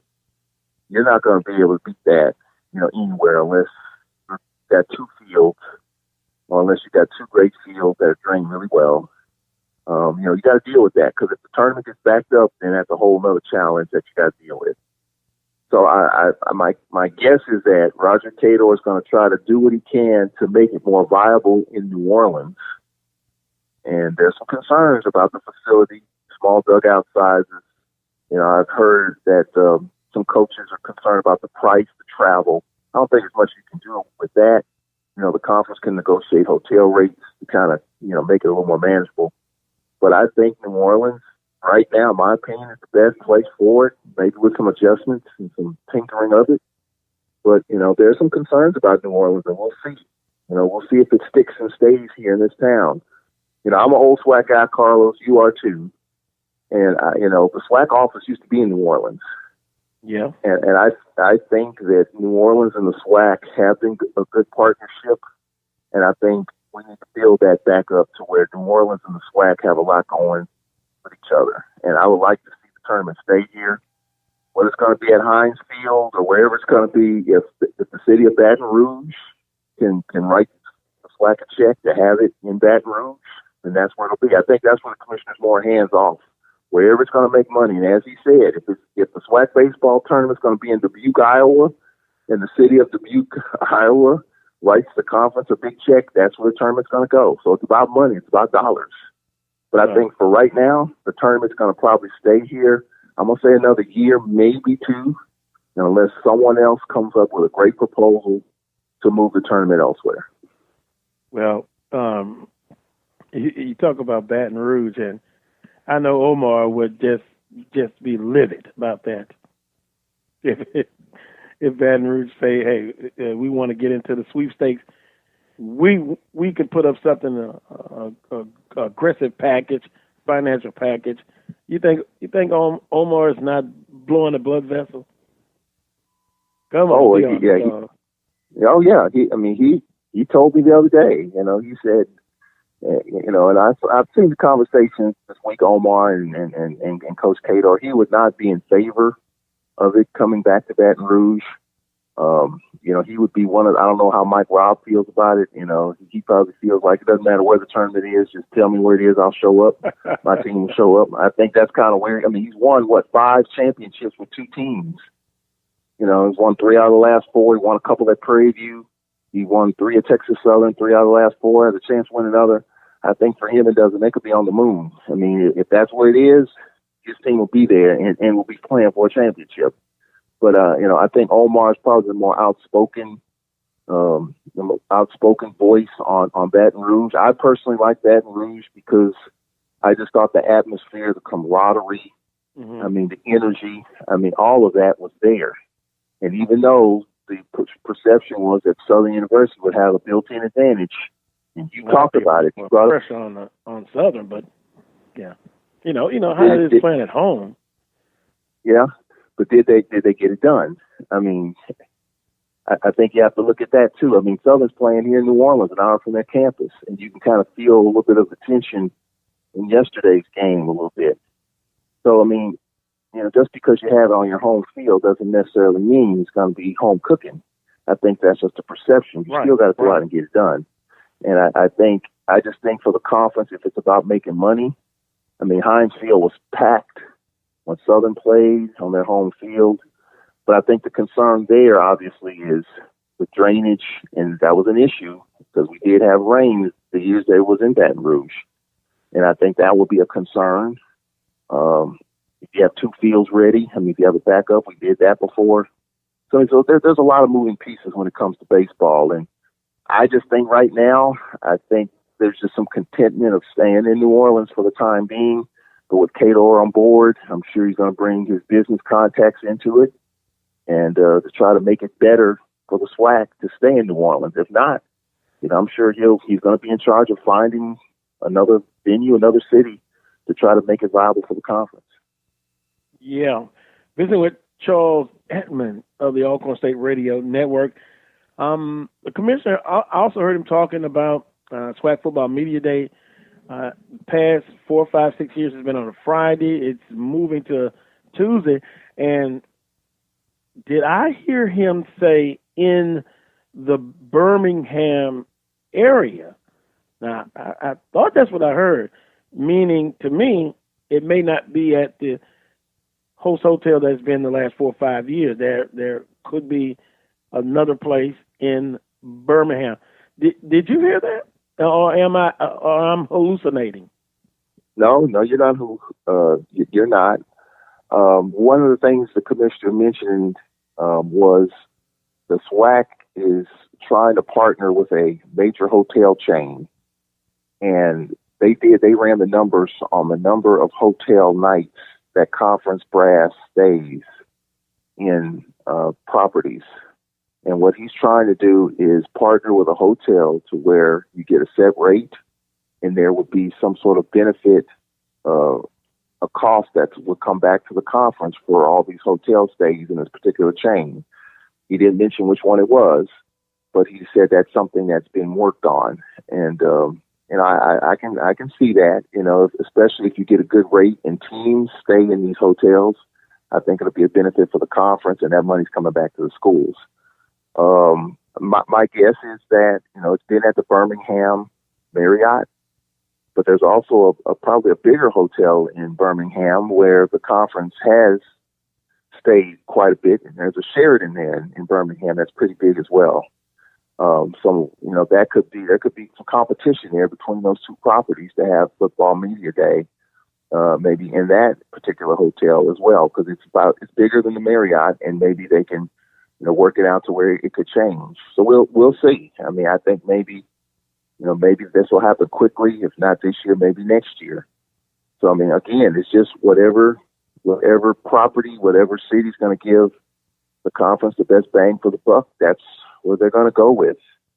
And, we'll see how that shakes down here. The meetings, the SWAC spring meetings are the first week in June. So I'm sure we'll probably get a lot more information on stuff like that here in the next few weeks. Football championship. I didn't hear y'all talking about that, but I just kind of thought that maybe it for this year, it'll probably still be on campus somewhere, the higher seed. And then after 2019, then they'll decide on that, depending on the financial package from a city. Yeah, we didn't talk about football. I kind of wanted to keep the focus with baseball, because with football, we can probably talk for 5 or 6 innings about football. And I wanted to get, his thoughts on the whole baseball component, but I do think and you're right about that. I think the consensus is in 2019, the highest seed will host the SWAC championship. 2020, that's when the winds could change.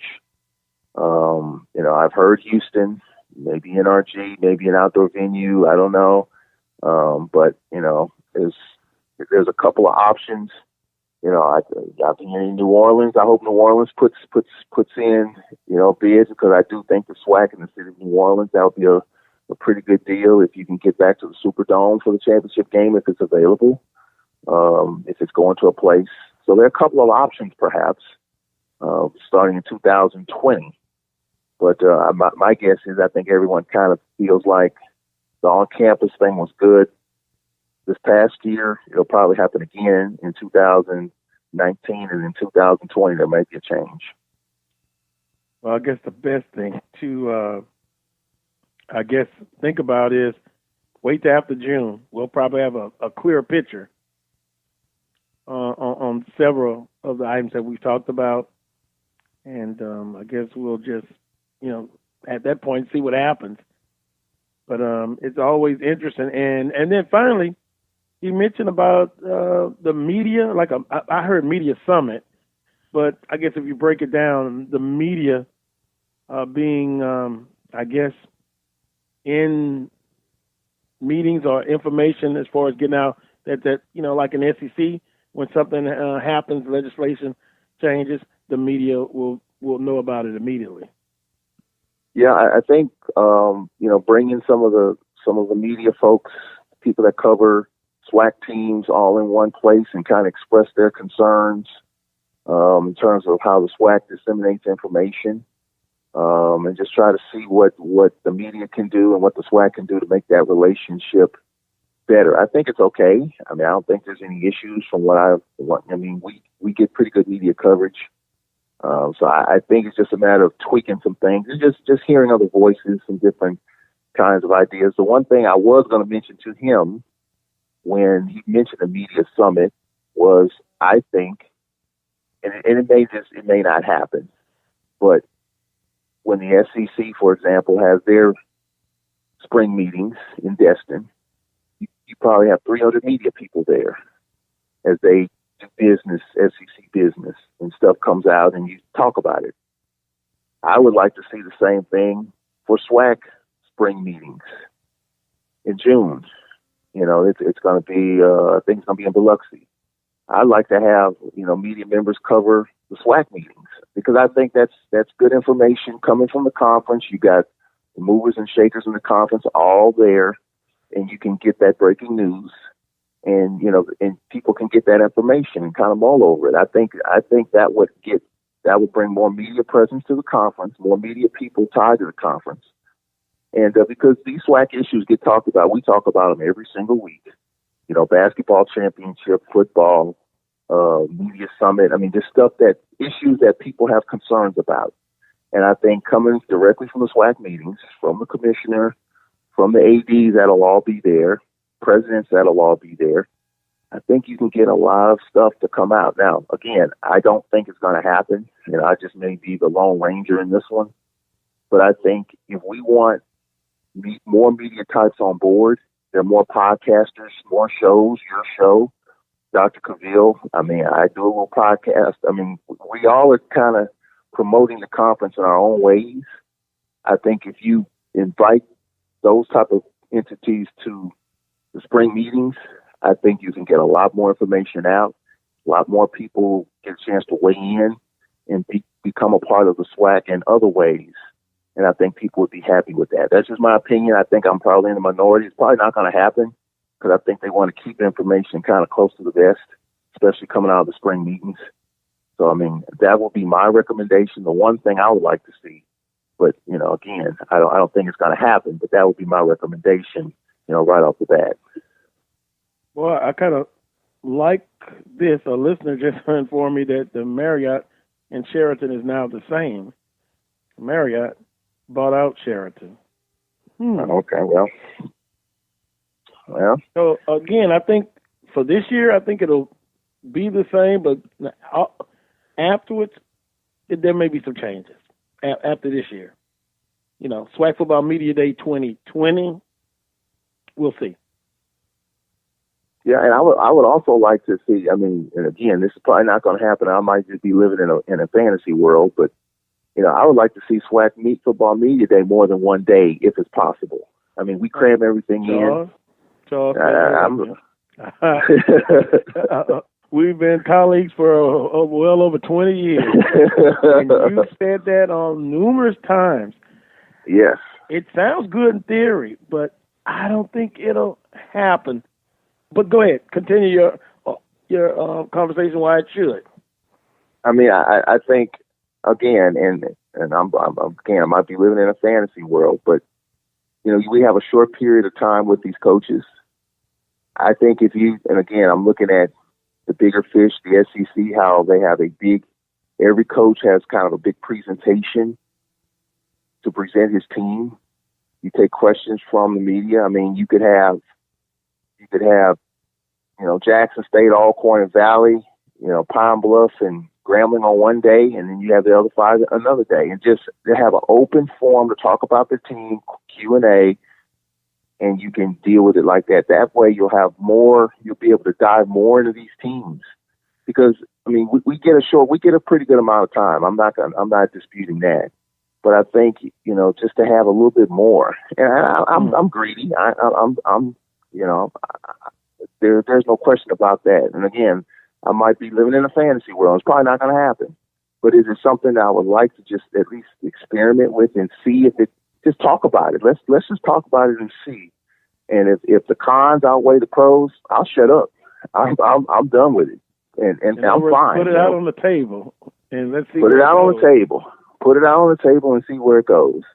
Well, let me do this. Let me do this, Charles. Dr. Prince, a 2-day, maybe Eastern Division, Western Division, or just a 2-day event. What do you think? I think the more the merrier. I'm in agreement with that. I think you do get a little bit more intimate detail about the programs, and especially I think this would be favorable for the less popular and less covered teams in the conference. We don't have to call out any names or anything like that, but it is what it is.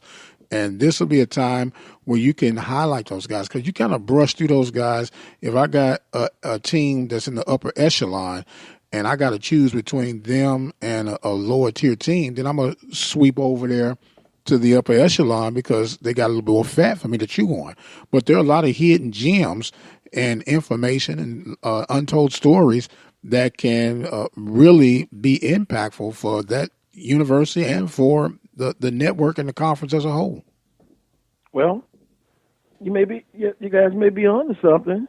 That's why you put it out on the table, because I've attended a lot of SWAC football media days, and sometimes when you look at it, the players, the star players maybe, but a lot of times they're sitting there. Everybody talks to the coaches, and I try to get a conversation with some of the players, as far as interviewing them and stuff. And I know some of them seem to be a bit nervous, but you could probably dedicate also more time to get to know the student athlete. Right. You can do more profile. And here's another thing about the media day. You can do a lot of sideline pre-recorded interviews that you can play throughout the course of the season. And it's always ideal, even for championship productions.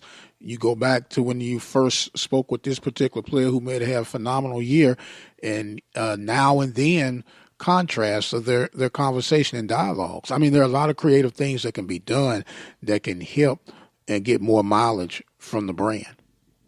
Yeah, I know Charles does that.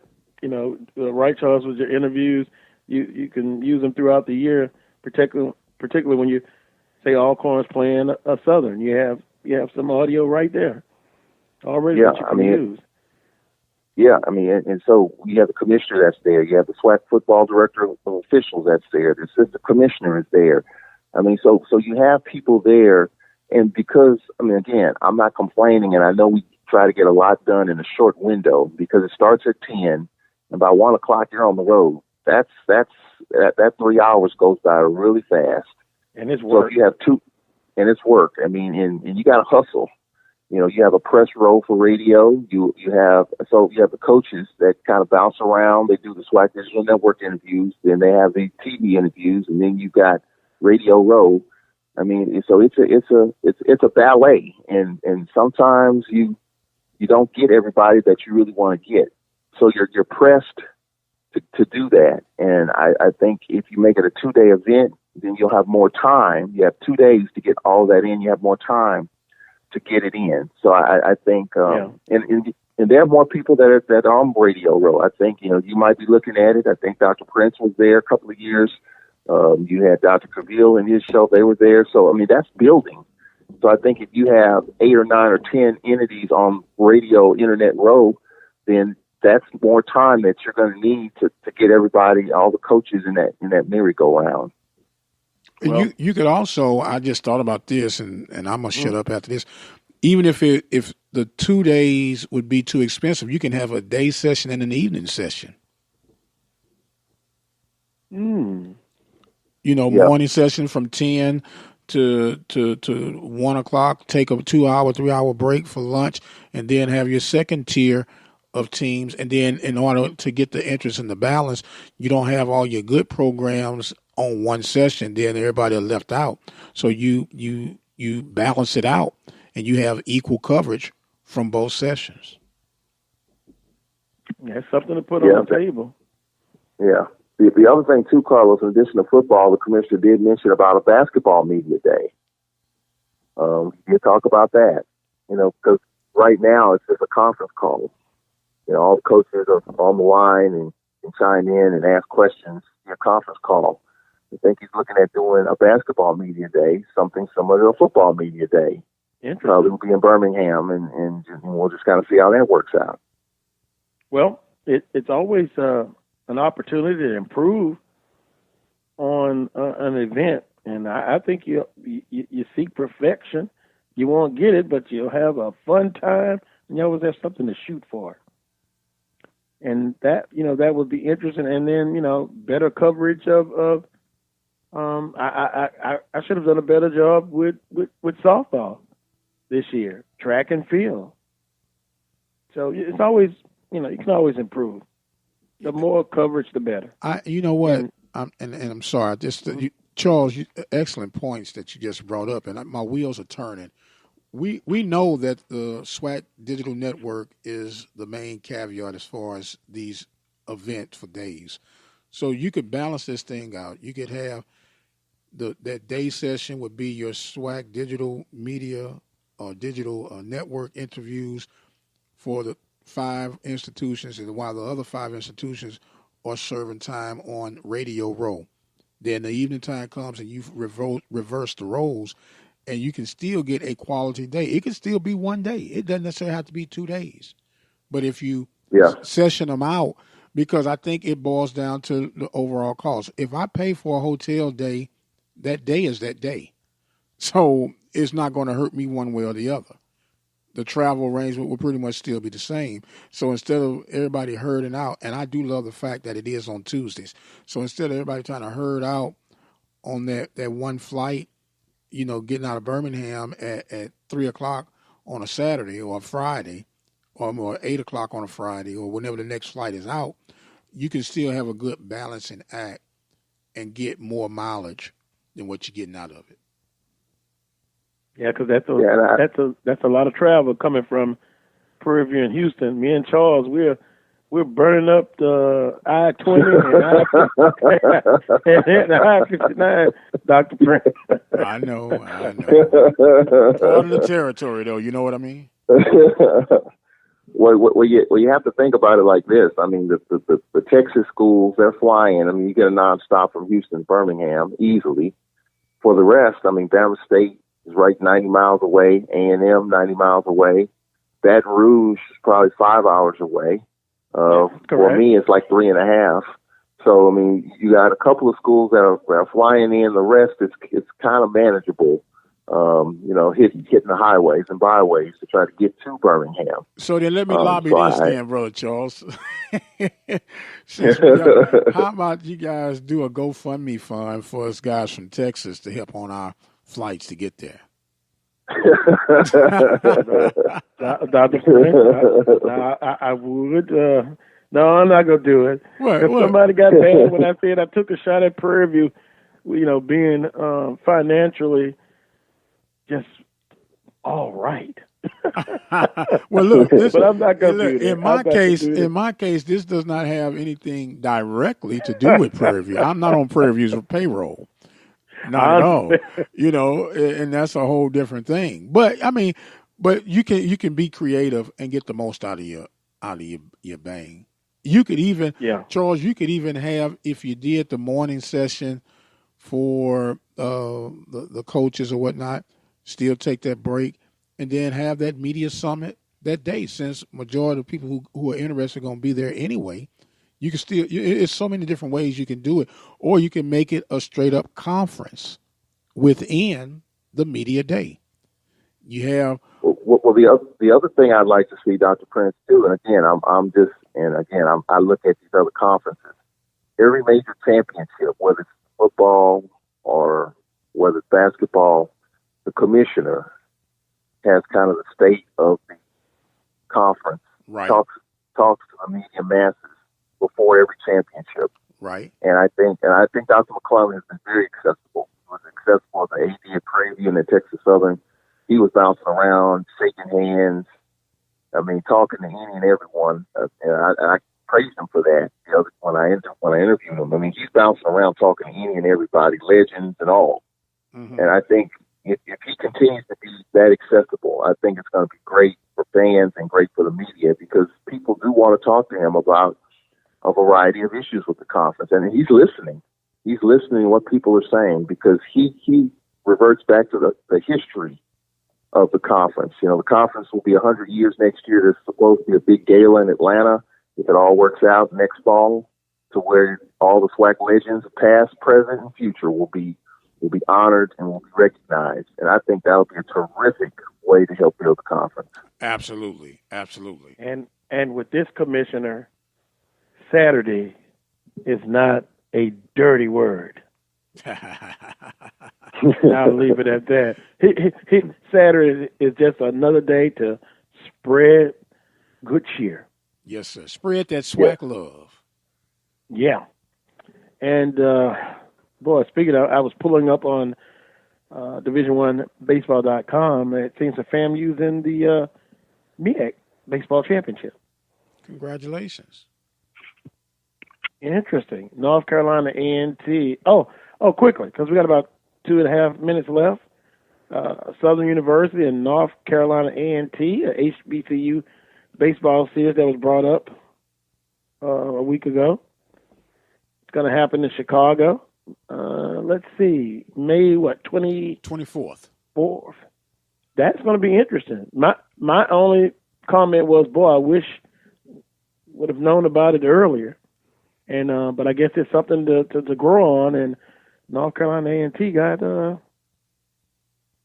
upset for FAMU, so they'll have a little more time now to think about it. They won't get an at-large bid, so they'll put all their energy into this game with Southern University. Get your guys' thoughts on it quickly. I heard it was a pretty good thing, especially, I mean, just think about it like this. If Southern wins the whole thing, they won't be sitting around. They'll play in Chicago and have an opportunity to stay loose, come back home, and get ready for the regionals. I think it's exciting. I think it's extremely exciting. I'm all for this. Now, I'm going to be greedy, and Charles might laugh and even appreciate this. I wish it could have been a 2 out of 3 series, but I'll take this one game to start off with. And I think it's good for baseball. It's good for the institutions involved, and it's good for the conferences involved. So I'm extremely excited for it, and I think it's the start of something big. Well, we'll end it on that note, something positive. I would just add, boy, it would have been nice if it was in the South. But America's not just the South. It's the Midwest, the West, and the East. And you two guys are St. Louis natives, so God bless you. I'm just a little old Southern boy. Just a little old Southern. We've been Southern converted. You know what That's I mean? right. Yeah. I've Once it came, you were hooked for life. Go ahead. 1988. Go ahead a minute. Well, I met my wife here. I started my family, my career in Texas. So, Texas has been very, very good to me. I understand. Well, Charles, we appreciate your time as usual and your perspective. We'll talk again, hopefully, next Saturday. All right, Carlos. Appreciate it. Have a good one. All right. Dr. Prince, we will visit with you next week as well. Appreciate your perspective and your help on the show. Thank you, my friend. It's an honor and a pleasure. And for everyone who listened, text messages, we appreciate it. Have a great rest of your weekend. Make sure you join me again next Saturday morning at 10 a.m. for another edition of the Carlos Brown Show, heard exclusively right here on the Open Mic Broadcast Network and Spreaker.com. Until that time, peace and God bless.